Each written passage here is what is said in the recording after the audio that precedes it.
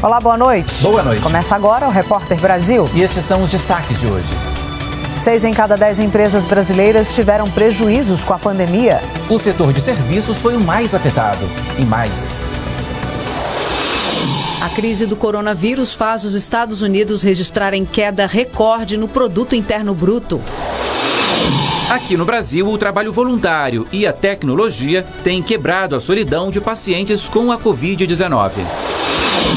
O presidente Jair Bolsonaro inaugura uma adutora na Bahia que vai levar água para 40 mil pessoas.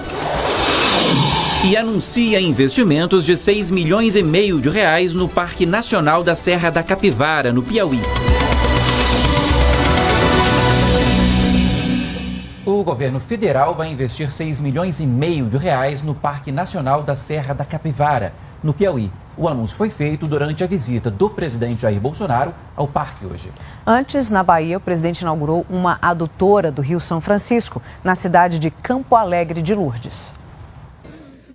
O acionamento da fonte pelo presidente Jair Bolsonaro marcou a chegada da água ao município de Campo Alegre de Lourdes, no semiárido baiano. Eu lá no Sudeste, a minha região, nós não temos problema de falta d'água.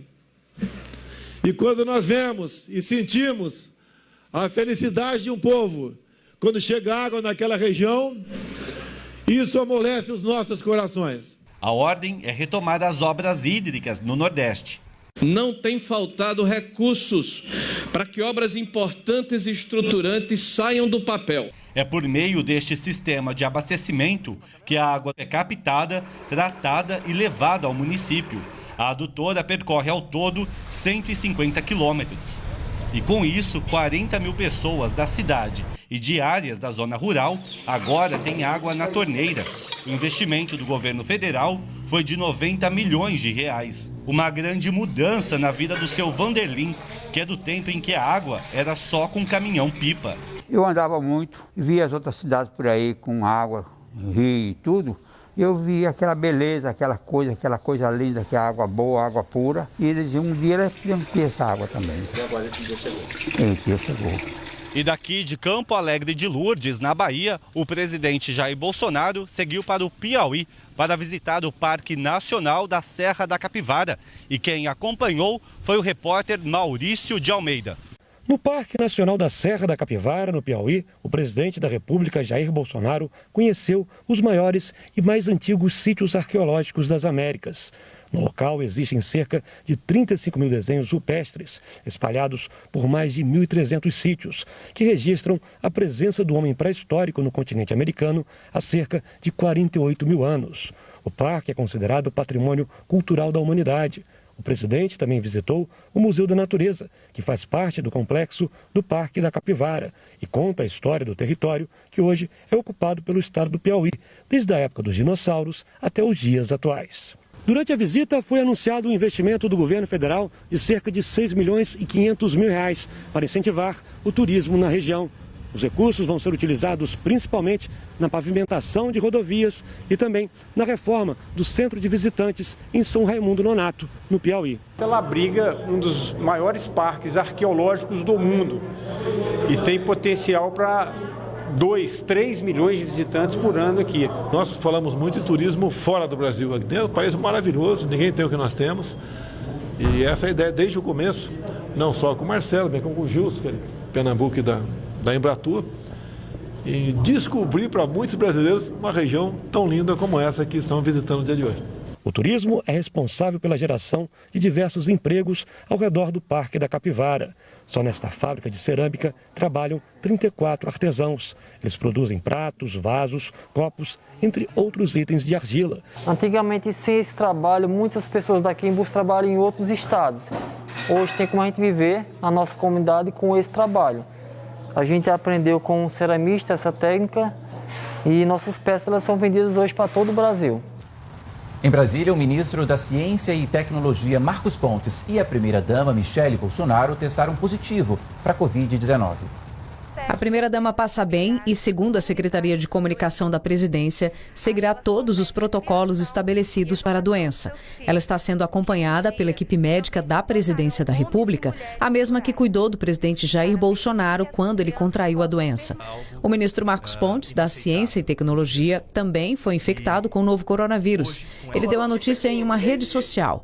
Pontes disse que está bem e tem apenas sintomas de gripe e dor de cabeça. O ministro afirmou que vai ficar em isolamento e vai cumprir a agenda de forma remota. Em São Paulo, o governo garantiu que 1.700.000 pessoas já foram testadas para detectar a Covid-19. Ainda segundo o governo, a retomada das atividades econômicas está sendo feita com segurança. Ao vivo, a repórter Anne Zanetti explica as consequências da flexibilização por lá. Oi, Anne, boa noite. Oi, Paulo, Cate, boa noite a vocês e a todos. O estudo foi encomendado à FIP, Instituto de Pesquisas Econômicas, e deve ser divulgado aí já nos próximos dias. Mas a secretária de Desenvolvimento do Estado, Econômico aqui do Estado, Patrícia Ellen, divulgou uma prévia. O plano de flexibilização de São Paulo teve um impacto positivo, com uma diferença de 30% no faturamento das empresas. E não houve impacto negativo no aumento da pandemia, isso tudo nas palavras dela. Agora vamos aos números da Covid. Os confirmados passaram de 529 mil. 22.710 pessoas morreram e mais de 349 mil se recuperaram. E no Rio de Janeiro tem novidades sobre o Réveillon, não é isso, Flávia? Boa noite, Flávia Grossi. É isso mesmo, Anne. Boa noite para você, uma ótima noite para todos. O prefeito do Rio, Marcelo Crivella, se reuniu hoje com representantes do setor hoteleiro que apresentaram aí uma proposta para o Réveillon deste ano. A ideia seria descentralizar a festa não acontecer somente em Copacabana, como a gente já avisou aqui no Repórter Brasil. Nessa sugestão, não teria show, não teria palco e a queima de fogos ou o show de luzes aconteceria em diversos pontos da cidade, justamente para evitar aglomerações. A gente lembra que na festa do ano passado foram quase 3 milhões de pessoas reunidas na praia de Copacabana e a ideia agora não é essa. A prefeitura diz que vai estudar essa sugestão. A gente atualiza agora os dados do coronavírus no Rio de Janeiro. Até agora são mais de 163 mil casos confirmados, 13.348 mortes e quase 140 mil pacientes recuperados. Paulo. Obrigado, Flávia.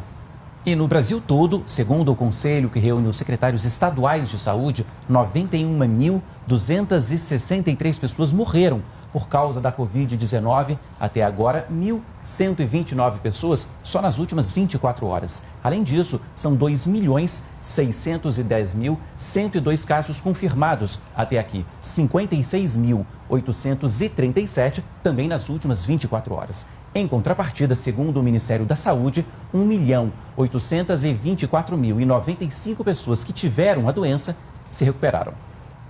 Para muita gente que contraiu a Covid-19, a internação pode durar semanas. E esse isolamento cria uma sensação de solidão e abandono que uma ONG em São Paulo tenta minimizar usando a tecnologia. Um projeto que, pelas contas da organização, beneficiou mais de 1.600 pessoas. A tela do celular. É ela que traz as pessoas amadas para dentro do hospital. O contato virtual substitui as visitas que o coronavírus impediu que ocorressem. A iniciativa é do projeto Conexões do Cuidar, da ONG Imagem Mágica. E surgiu porque a pandemia impôs um novo mundo, marcado pela solidão do isolamento. Eu vi essa iniciativa, acho que na Itália, e eu falei, não, é isso que a gente precisa. A gente remodelou uma atividade nos hospitais para poder criar essas conexões entre os familiares e o paciente. Hoje em dia pode parecer simples fazer uma videochamada pelo celular. Mas para quem está internado em meio à pandemia, não é. O paciente fica debilitado. Os aparelhos, em geral, não são aceitos nos hospitais e para os idosos, a tarefa pode ser bem mais difícil.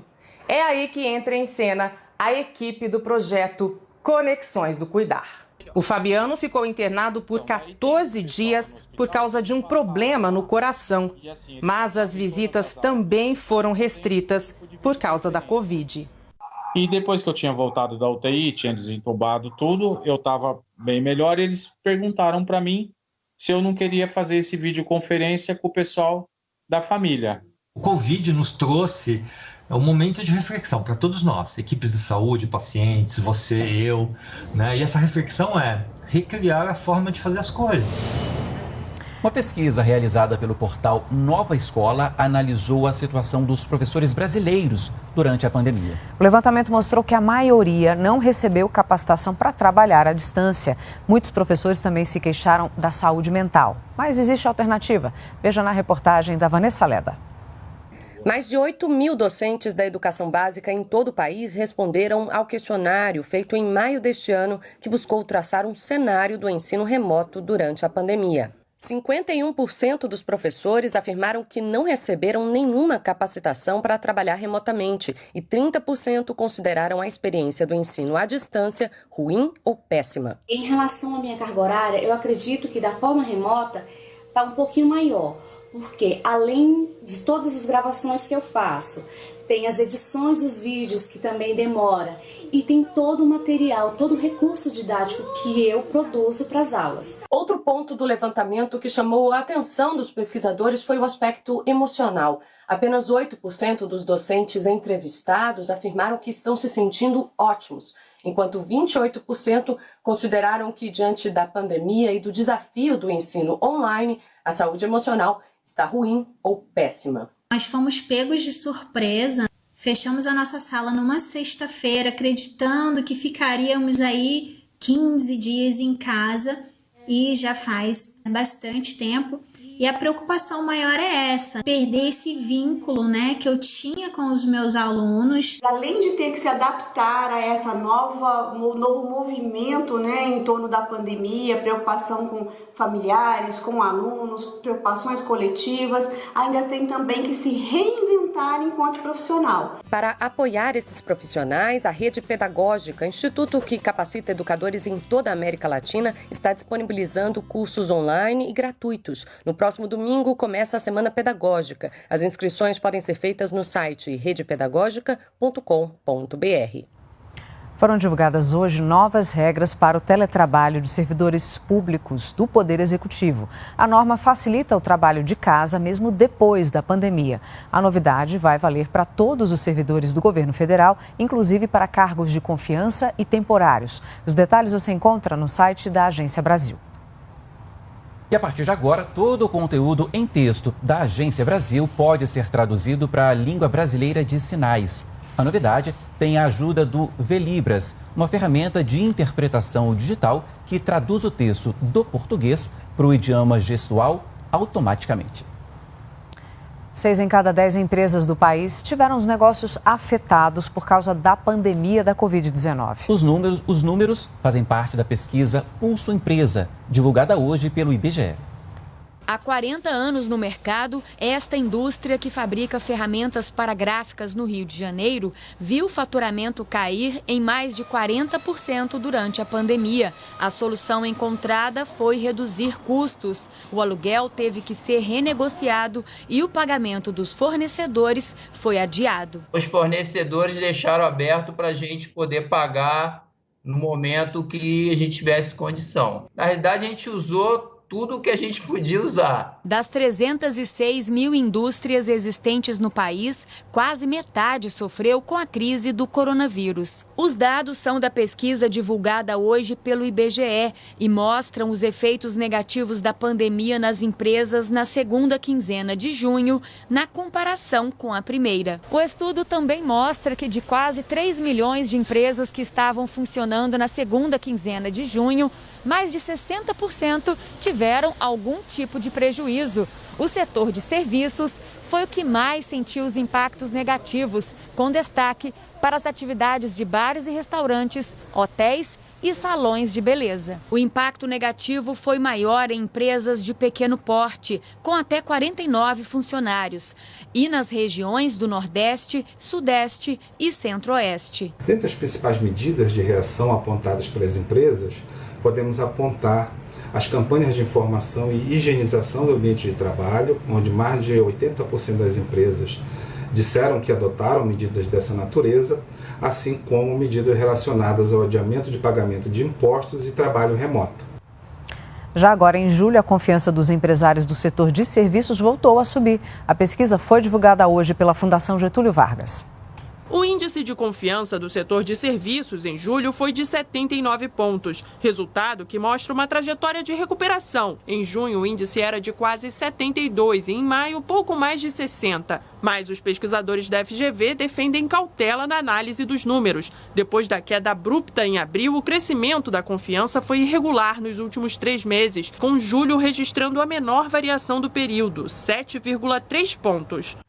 A pandemia também impactou as contas públicas. O governo central, que inclui o Tesouro Nacional, a Previdência Social e o Banco Central, fechou o mês passado com um saldo negativo, recorde, de quase 195 bilhões de reais. E nos Estados Unidos, o Produto Interno Bruto teve uma baixa recorde no segundo trimestre deste ano. A queda do PIB americano foi de 32,9% no segundo trimestre de 2020.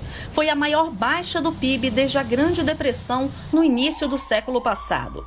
O impacto negativo na economia é consequência da pandemia do novo coronavírus. E pelo Twitter, pela primeira vez, o presidente dos Estados Unidos, Donald Trump, sugeriu adiar as eleições americanas. Trump afirmou que com o voto por correspondência, as eleições de 2020 serão as mais imprecisas e fraudulentas da história e um grande constrangimento para o país. Então, sugeriu adiar até que as pessoas possam votar apropriadamente e de forma segura. E para combater o novo coronavírus, a Organização Mundial da Saúde pediu apoio ao COVAX, um programa pensado para garantir acesso rápido e igualitário às vacinas contra a Covid-19. Segundo a OMS, qualquer país que apoie o programa tem mais chances de obter uma vacina bem-sucedida. No próximo bloco você vai ver. Uma penitenciária feminina de Manaus é a primeira do país com 100% das detentas em projetos de ressocialização.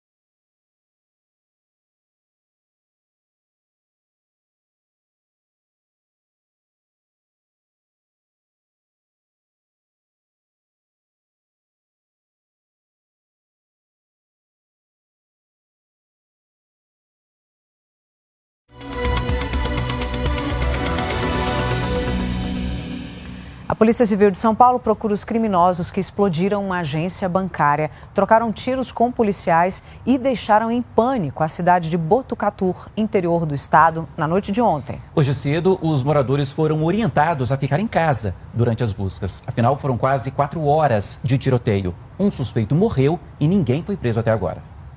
A ação dos bandidos começou por volta das 11h30 da noite. Pelo menos 40 criminosos mascarados, fortemente armados e com coletes à prova de bala participaram do ataque em Botucatu.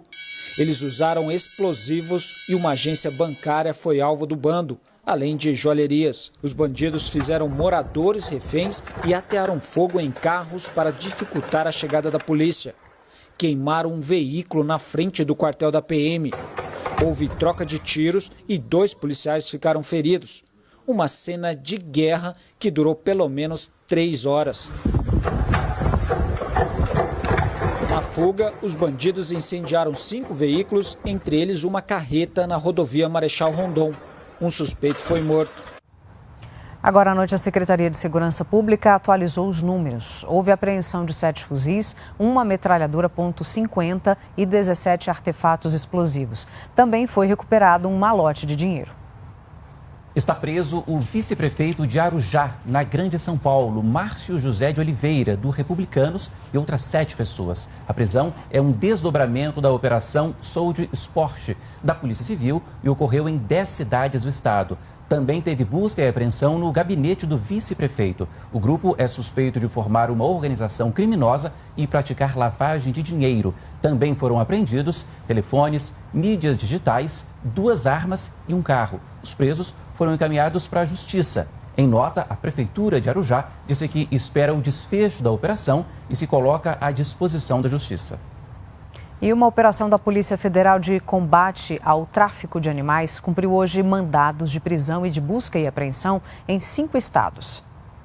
A terceira fase da Operação Marrakech cumpriu 3 mandados de prisão preventiva e 2 de prisão temporária, espalhados por Amapá, Rio de Janeiro e São Paulo. A ação, que investiga o tráfico de animais silvestres, também realizou busca e apreensão nos 3 estados, além do Mato Grosso do Sul e do Espírito Santo. A Marrakech, instaurada em 2018, apurou que um morador de Macapá, capital do Amapá, comandava uma rede internacional de tráfico de espécies raras, que contava ainda com a participação de pessoas nas regiões Sudeste e Centro-Oeste. Ontem, um dos investigados foi preso em flagrante em Pindamonhangaba, interior de São Paulo, e junto com ele foram apreendidos diversos animais, principalmente cobras. As imagens mostram também tapetes que parecem ser feitos de pele de onça.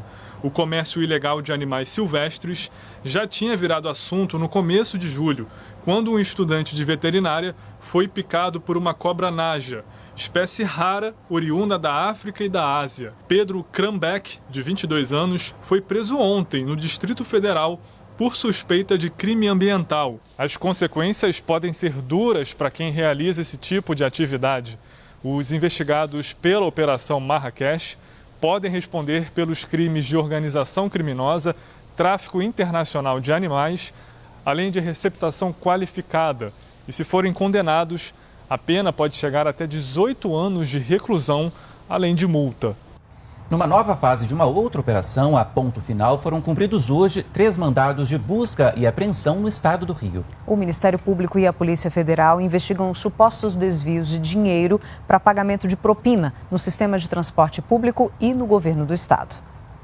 A investigação apurou que um dos alvos da operação teria dinheiro de propina em um banco na Holanda. A quantia, que não foi divulgada, é fruto de valores recebidos ilegalmente para beneficiar empresários do setor de transporte público entre 2010 e 2016. 2 mandados de busca e apreensão foram cumpridos na cidade do Rio e um em Paraíba do Sul, no interior do estado. A Operação Ponto Final foi desencadeada em 2017 pela Força Tarefa da Lava Jato no Rio e prendeu 12 pessoas.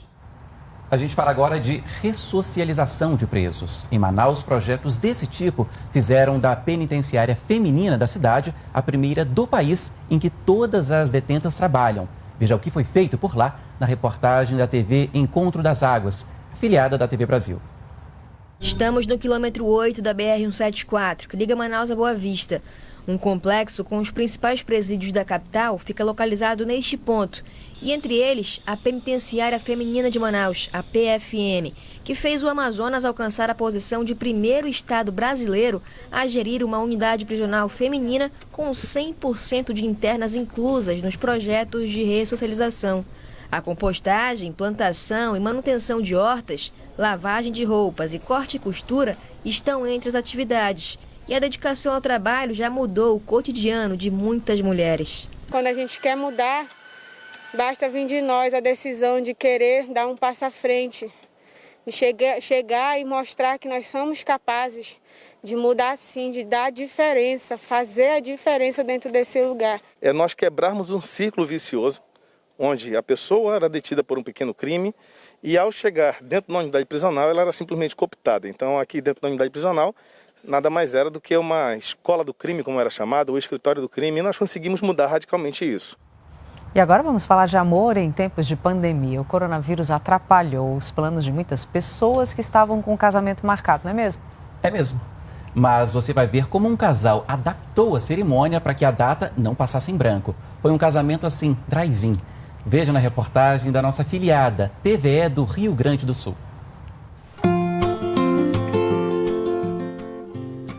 Adiar não parecia uma boa ideia. Cancelar seria abrir mão de um momento único na vida. Mas como então celebrar o casamento com segurança diante do risco de transmissão do coronavírus? No formato drive-in, foi a solução encontrada pela Ana Gabriele e o Vinícius. A cerimônia aconteceu em uma chácara. Os convidados assistiram de dentro dos seus carros.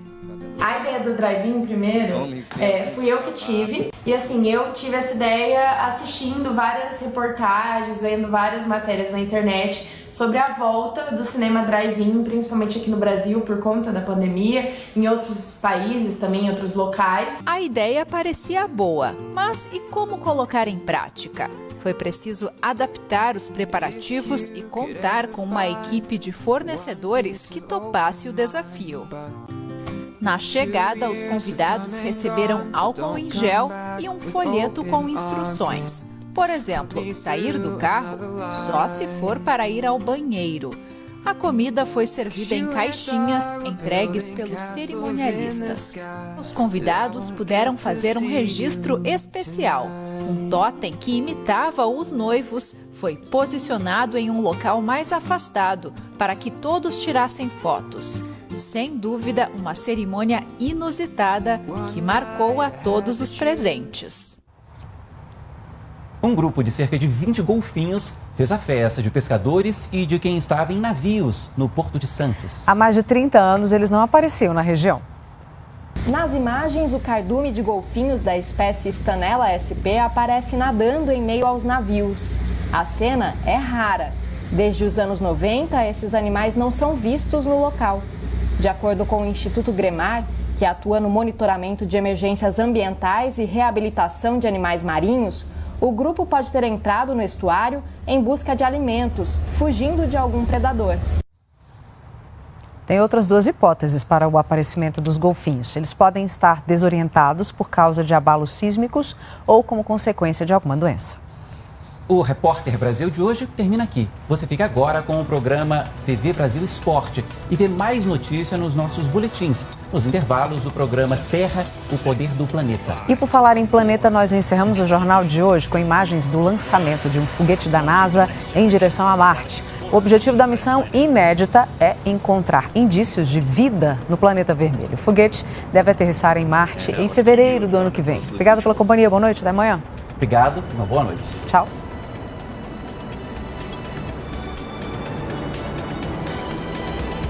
Coming up on 30 seconds into flight, the RD-180 is throttling down as expected. Engine responsible shift. And passing 45 seconds into flight.